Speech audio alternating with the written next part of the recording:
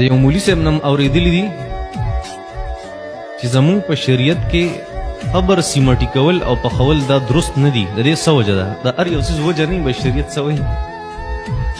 ګوره نورې وجې پرېږدئ، اسانه وجه ده ته چې قبر د سر نه واله د یخه پورې سیمټي کې ټیک شو، دا ټوله دنیا به د قبرونو نه ډکه شي، بیا به څوک رانولی نه شي، نو بل چې نور راځي هغه په کوم ځای کې ښخې.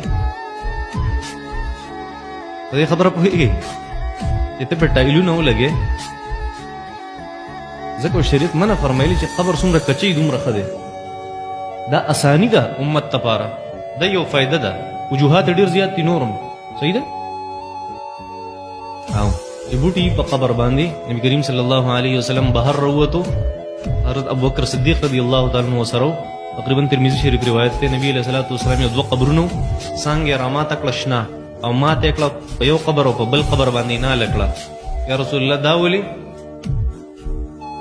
وی اصل کې الله جل شانه دې دوړو له په قبر کې عذاب ورکو، نو ما په د شین بوټه نال کو دې د پر چې کې دې شي الله جل شانه عذاب کې لکه کیمرا ولي. یا رسول الله دې څه ګناه وا؟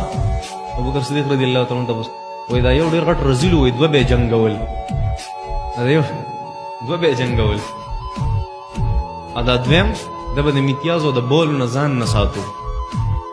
سارو به ساتل کنه هغه چې امتیاز کولې د په کپړو هم لګي، د په جسم هم لګي دي.